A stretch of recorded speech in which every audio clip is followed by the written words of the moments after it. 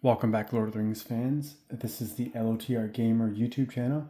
Today I'll be doing the channel's very first Lord of the Rings board game. Even though there's no explicit board for this game, so it'll be the first Lord of the Rings game, or physical game rather. So we'll be doing a review on the Lord of the Rings, The Fellowship of the Ring deck building game by Cryptozoic Entertainment. So definitely give a shout out in the comments if you've played this game before. It's 2 to 5 players, ages 15 and up.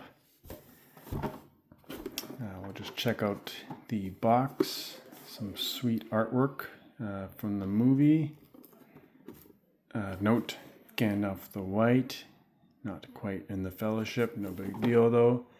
I will mention this game is from 2013, so a good 12 or so years after the Fellowship came out. Oh, I just realized the cards are probably going to get all jumbled up, but that's okay. We'll look at the back of the box anyways. So you can see the back of the box, what the cards will look like. And we will crack into the box. We'll do a bit of a walkthrough of the game, sort of, when we do the game review. So yeah, playtime is about 30 to 45 minutes. Even stretches into about that 60-minute mark when you have 5 players. And depending on, if all the players are new to the, experienced or new to the game. So yeah.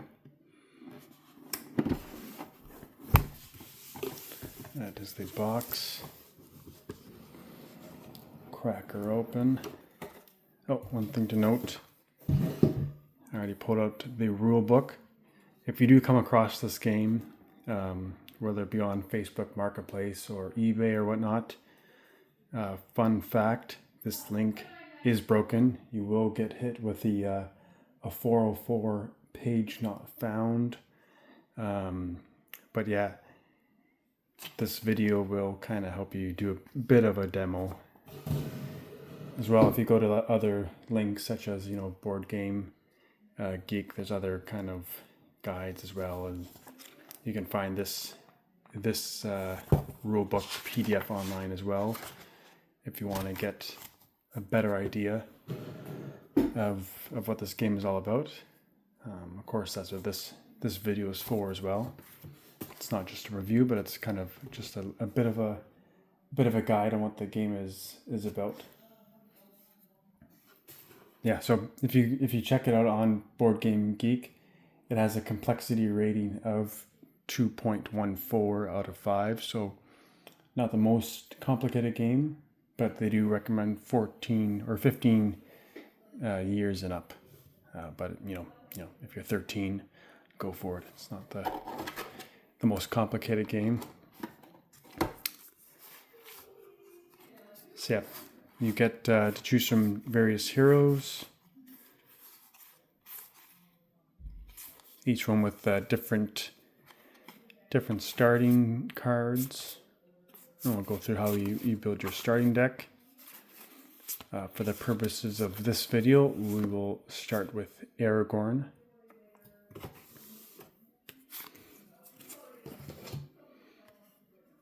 Yeah, so here's an example. So you start the game with Aragorn's sword in your deck.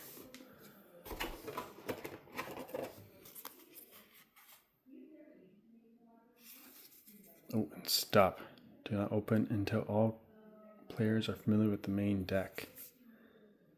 So these are basically we won't look closely at these cards, but these are kind of like the bad arch enemy cards, which will kind of explain more about those cards. Let's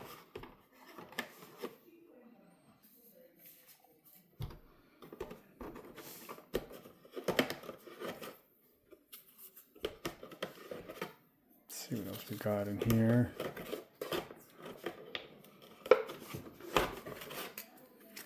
Let's see if we can find Aragorn's sword. We got our location cards. These should be all relatively organized. Our location cards. We have our ally cards. These should be all the green ones. Yep. Our artifact cards.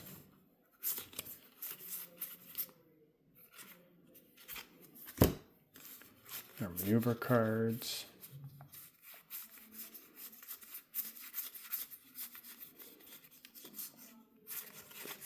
These will be handy.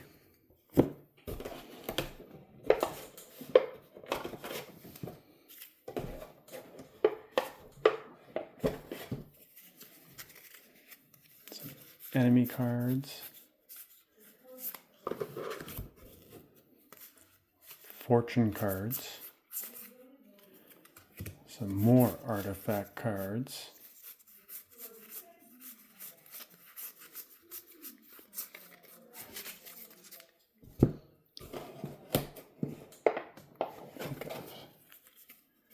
More enemy cards. Don't think I've seen Aragorn's sword yet. Enemies, let's see. Oh, here's some of our starter cards with courage. So this will go into our starter deck, some of these. Oh wait, here we go. Aragorn's sword, perfect. So we'll throw that over here.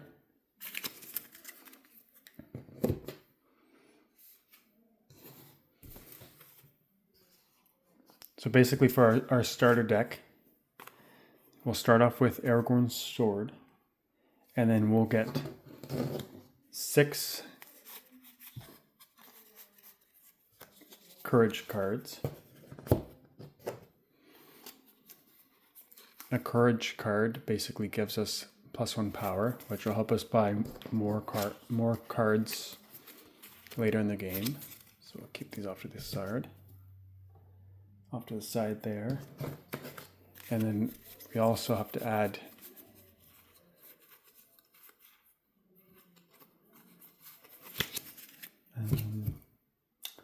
three despair cards. Oh, there we go.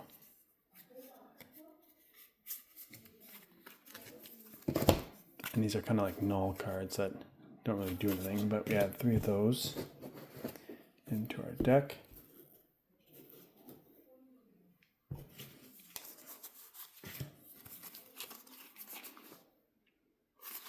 And then that's basically our starting deck there.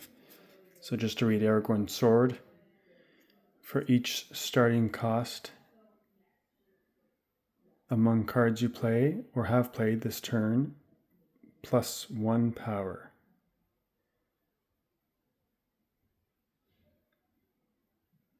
All right, so you kind of get a bonus power in that sense.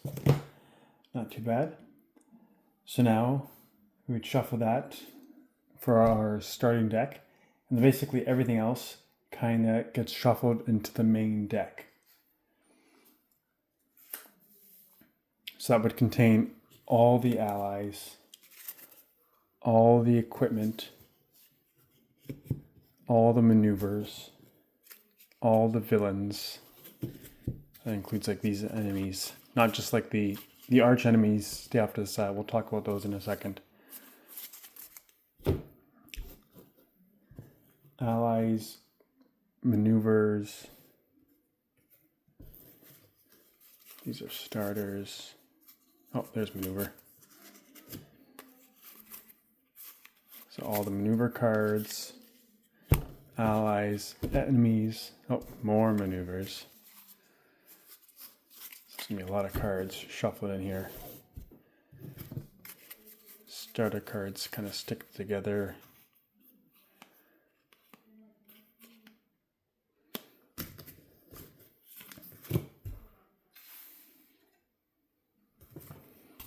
So yeah, that's what that's kind of like when you build your starting deck and your starting hands.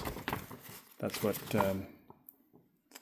described here in the rule book here, and you'll kind of see how our board's going to look here. So we'll try to mimic that. And we got some more cards here for the corruption. So we got that.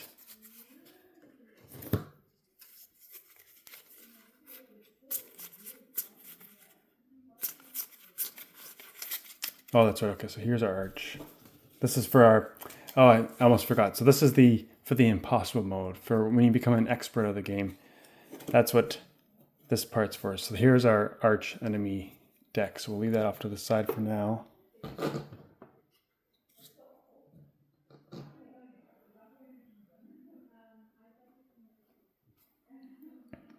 All right. So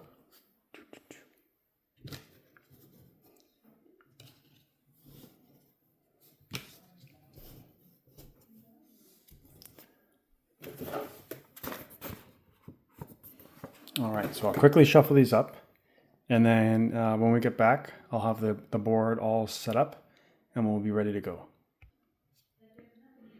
All right, so we have our main deck all shuffled up, and our 5 path cards set. I also set up a Frodo deck. So Frodo gets the 1 ring, so that card gives him power +2. And it has a defense ability, so this, hopefully that clears up nicely. So you may reveal this card from your hand to avoid an attack or an ambush, and we'll kind of talk about that in a little bit, what an attack or an ambush is. But if you want to avoid being attacked or ambushed, you can reveal the 1 ring from your hand, and then to avoid that, the effects of that. And then what you have to do afterwards is reveal the top card of the main deck, show it. If it's in, where does it say it?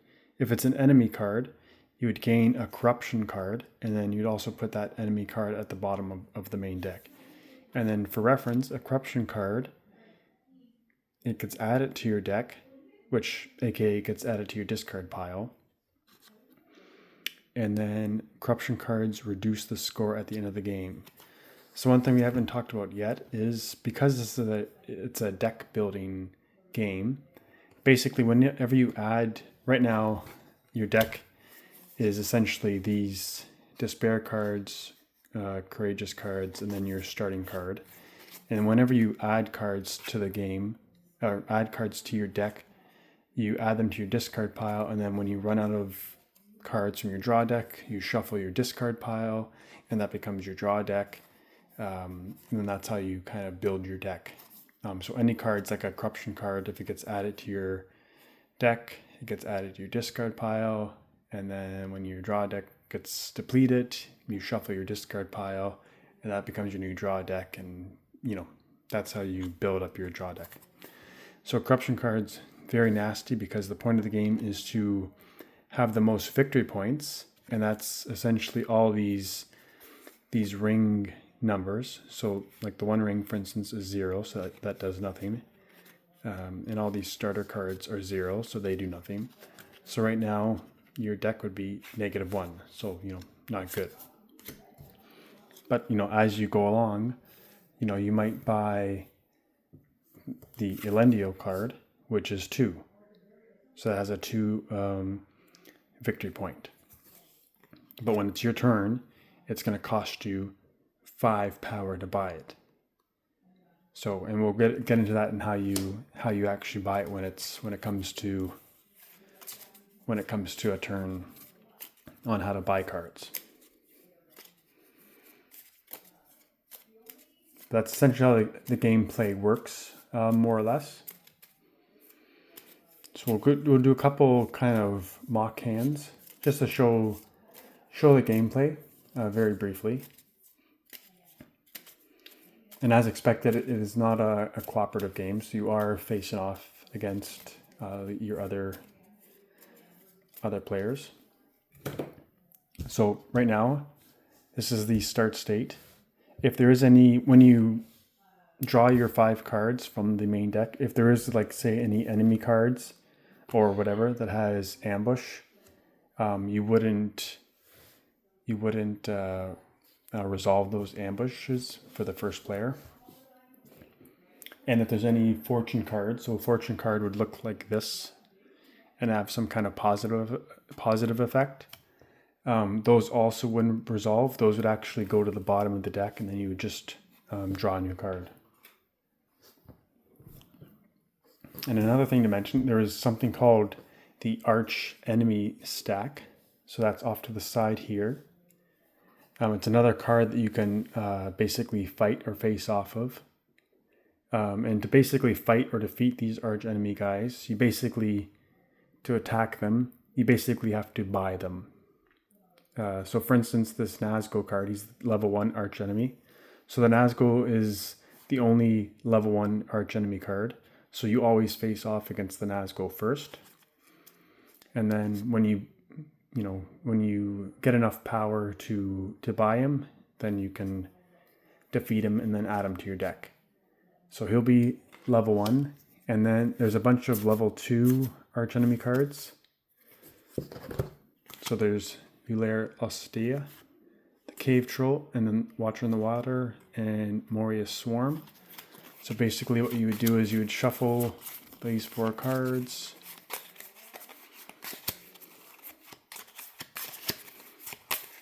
For the game, and then you would pick one of those, and then that would be your level 2 arch enemy. And then for your level 3, we have, what is that, 6 or so? Yeah, 6. We have a couple more Nazgul, some Uruk-hai, the Balrog, Twilight Witch King, Saruman, same thing. And then they all have different kind of nasty effects. Some group ambush, so, some effects that affect all the players. If it's just a single ambush, then it only affects the first player, or the player whose turn it is. Although for the arch enemy cards, I'm pretty sure it should only be group ambush, because they're always kind of in play. The single ambush card should only come into effect for the path cards. All right. So grab a level 3 card. And then Lurtz is always your level 4 guy. So we got him there. All right. And then, so we kind of briefly talked about the corruption cards. So there's cards that may say, like, if something happens, you gain a corruption card. The other thing to mention, there's these valor cards.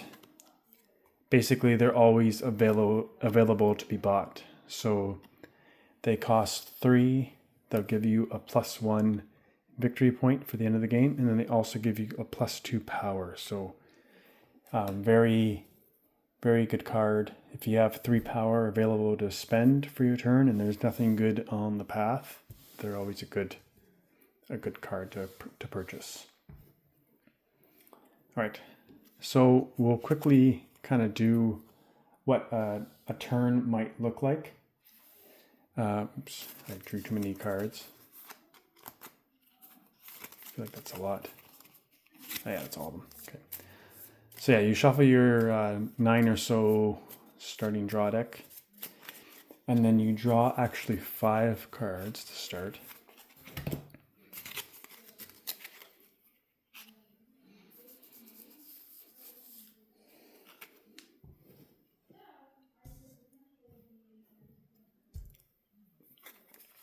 And then from your cards,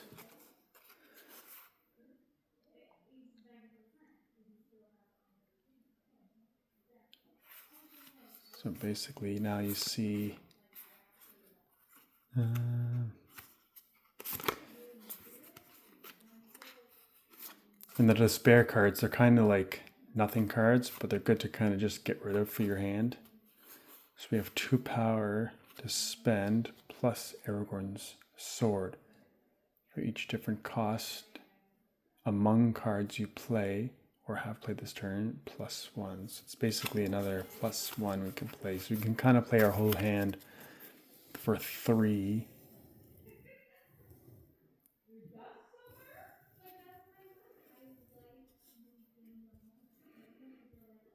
Oh, he's 4. So basically, we got Pippin, or we have, or we can actually, you know, we could do. Good example of buying Valor, actually. So what we do this turn is essentially discard our entire hand and then pay for Valor and then put that in our draw or our discard pile. And then that would be our turn. And then we would go to Frodo. We would draw our 5 cards.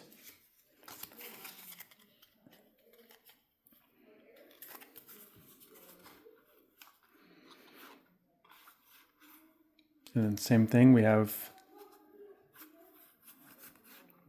4 we could spend.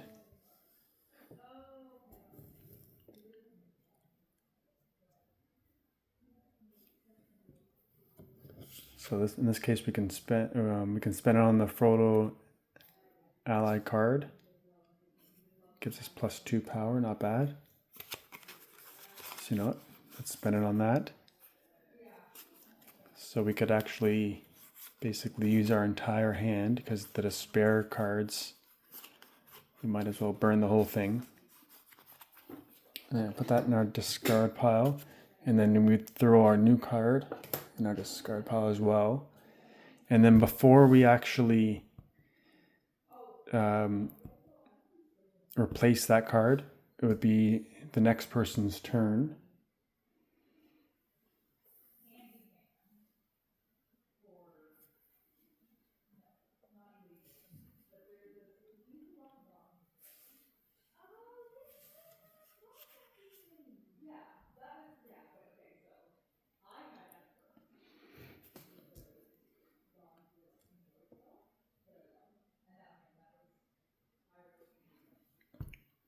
Yeah, a point to note, because you wouldn't replace it right away, because if it's an enemy that is an ambush, it would actually take effect to the Aragorn card.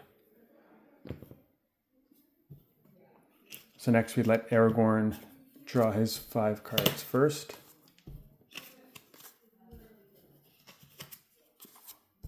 Five.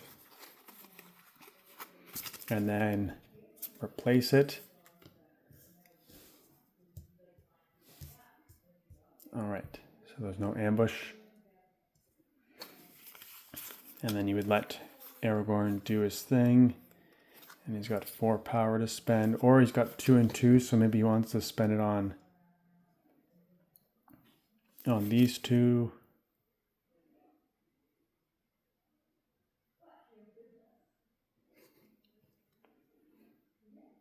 Let's see the effects. Draw a card. You may discard this card to avoid an attack or ambush if you do draw a card. Not bad. Yeah, so maybe we want to spend our whole hand 4 power on both of these. It's not a bad play. And then now, actually, I forgot to mention, usually at the end of the turn, that's when you actually would draw your hand. And because Aragorn doesn't have a draw deck anymore, that's when we take his discard pile, shuffle it up, and draw.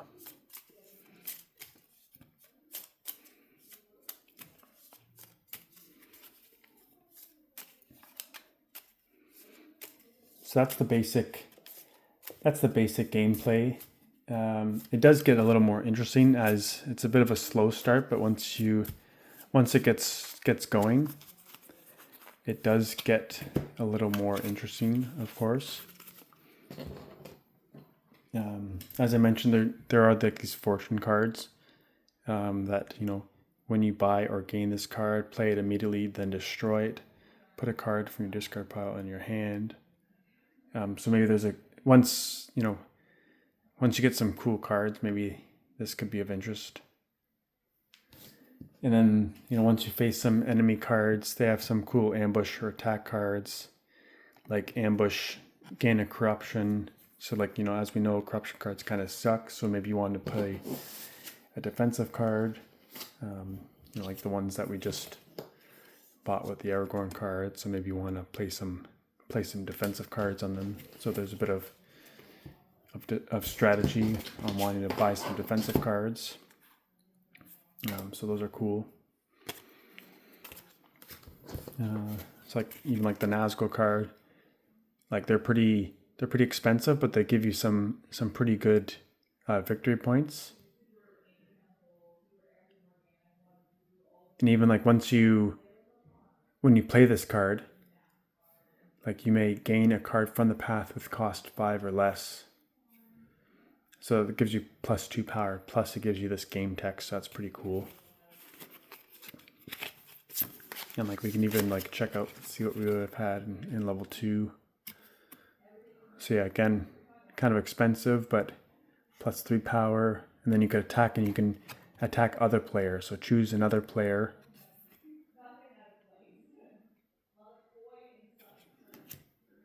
Let's see if we can kind of get a little sharper there. Choose another player. You may put a card from your discard pile into his discard pile. If he avoids his attack, destroy that card. Interesting. You may put a card from your discard pile into his discard pile.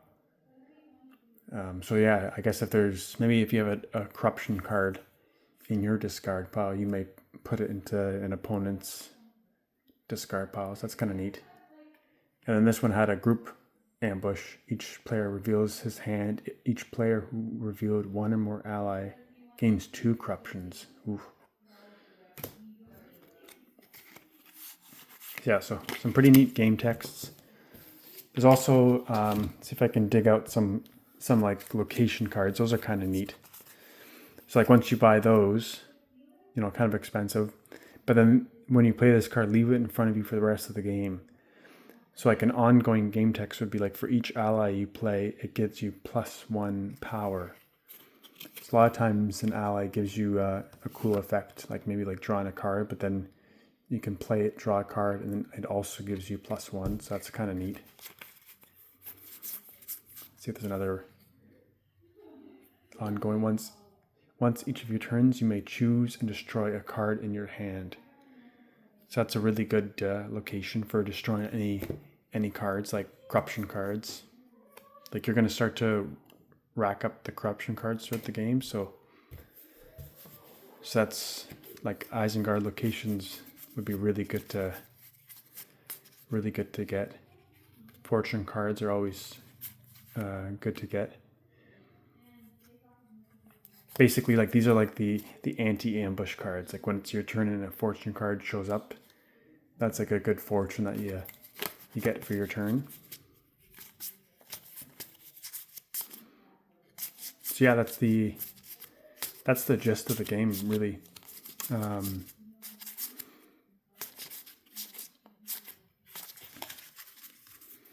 Yeah, so not super complicated, pretty fun to play. Yeah, as mentioned, it can take about 30 to 45 minutes. It's a lot of fun. Overall, for the pros of this game, it has a good Lord of the Rings feel to it with images from the movie. So that's a lot of fun. So it has that kind of feel of like the Lord of the Rings trading card game, which is always good. It's easy to learn and to play. I haven't really tested it out for more than 2 players, but I can see once you get into that kind of 5-player realm, I can see it taking maybe a little bit longer, more like an hour, but not too bad. The gameplay mechanics appear to work well and seems to be pretty fun. I don't see it having too many kind of holes in the gameplay.